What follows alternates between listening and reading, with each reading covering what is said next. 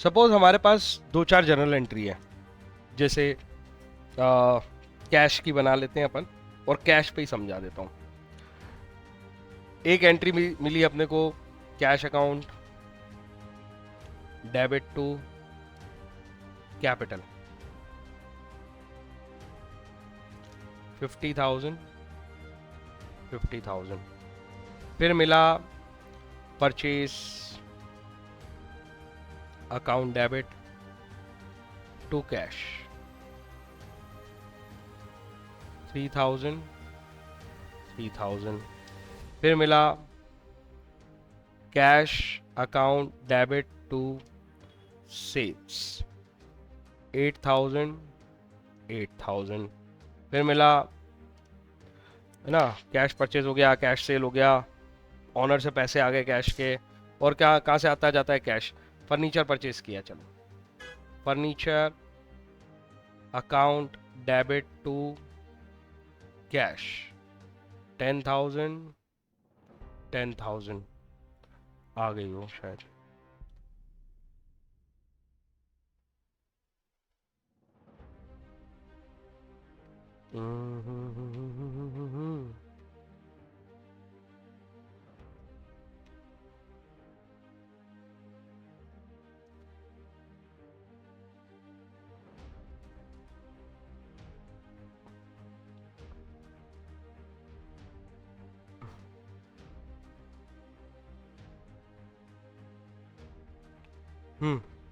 वंशिका आ गई।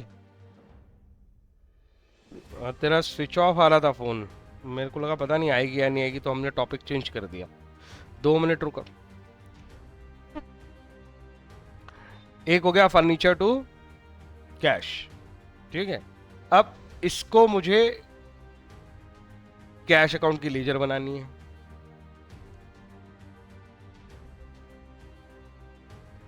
Cash account की laser कैसे बनेगी? ये हमारी दो साइड हो गई, डेबिट और क्रेडिट ना। ज़्यादा डिटेल में नहीं जा रहा मैं डेट के। जो जो अकाउंट से कैश बढ़ा है सब डेबिट हुए, जैसे कैपिटल की वजह से बढ़ा है और सेल्स की वजह से बढ़ा है, दो वजह से बढ़ा है। तो मैंने यहाँ लिख दिया to capital to sales. Amount आ गया 50,000 8,000। और जिस वजह से कम हुआ है, जैसे बाय परचेस 3,000 और bye furniture payment 10,000। Cash account में तो सीधे सीधे सोचते हैं, सेम नेचर पे बढ़ता है वो। डेबिट किस किस रीजन से बढ़ा है और क्रेडिट किस किस रीजन से कम हुआ है। अब इसके बाद क्या करना है? सपोज हमारा पूरा साल खत्म हो गया, आइडेंटिफिकेशन हो गई, है ना, फिर उसके बाद मेजरमेंट हो गया, मेजरमेंट के बाद फिर रिकॉर्डिंग हो गई, रिकॉर्डिंग के बाद पोस्टिंग भी हो गई। ये पोस्टिंग हो गई खत्म आज। अब हमें समराइजिंग करनी है, बस। तो वही वाली एक्टिविटी के बारे में बात करें कि समराइजिंग पे होगा क्या, ईयर एंड पे होगा क्या। कुछ नहीं होगा, कंपेयर कर ले, कितना पैसा आया, कितना पैसा गया, कितना पैसा बचा। तो दोनों साइड पे अगर मैं देखूं कि कौन सी साइड बड़ी है, तो वो कंपेयर करने से पता चलेगा। तो तुझे समझ में आ रहा है कि ये दोनों साइड पे, इस साइड पे देखो 58,000 है, ये बड़ी है। तो जो बड़ी साइड होती है उसको ऐसे लिख देते हैं, बड़ी साइड को ही दोनों साइड लिख देते हैं। फिर क्या करते हैं, ये साइड शॉर्ट पड़ रही है, राइट, इसमें केवल 13,000 ही टोटल है। तो 58 में से 13 को छोड़ के जो बचा है वो हमारा कैश बैलेंस है ना यार। 58,000 आए थे, 13,000 खर्च हो गए, तो तू यही बोलेगी ना कि 58,000 आए थे, 13,000 खर्च हो गए, तो बचे हुए मेरे पास हैं। तो इसको बोलते हैं बैलेंस कैरिड डाउन, जो आगे साल के लिए मेरे पास जाएगा। अरे 31 मार्च वाले दिन ये बैलेंस बच गया, तो 31 मार्च वाले दिन कितना बच गया? 58 माइनस 10, 48 माइनस 3, 45 तक। ये इस साल का बैलेंस है जो क्लोज हो गया। इतना कैश बचा है मेरे पास और वो क्लोज हो गया। ये समझ में आया कि नहीं आया? और यही, हाँ हाँ बिल्कुल हो सकता है, बिल्कुल हो सकता है। पर कॉमन सेंस से सोच, कैश नेगेटिव कैसे होगा?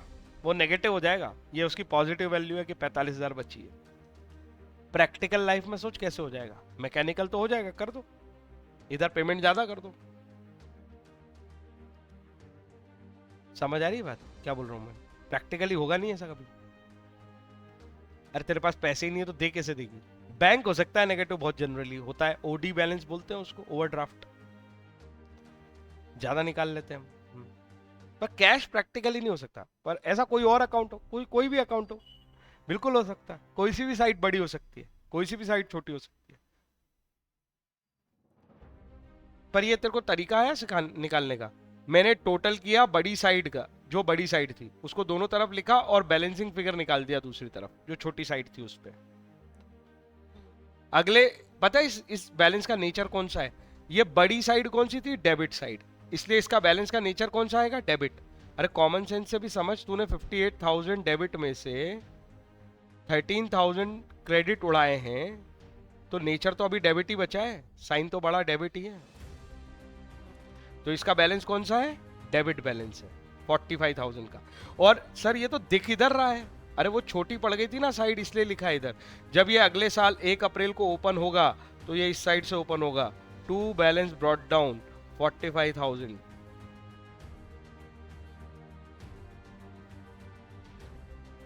बैलेंस ब्रॉट डाउन 1 अप्रैल को, जो पिछले साल क्लोज हुआ था वो अगले साल ओपन होगा, उसी साइड से जिस साइड का बैलेंस बचा था। ऐसे कोई रटना नहीं, क्रॉस में ओपन होता है। उसका नेचर डेबिट था तो वो डेबिट साइड से ओपन लेगा।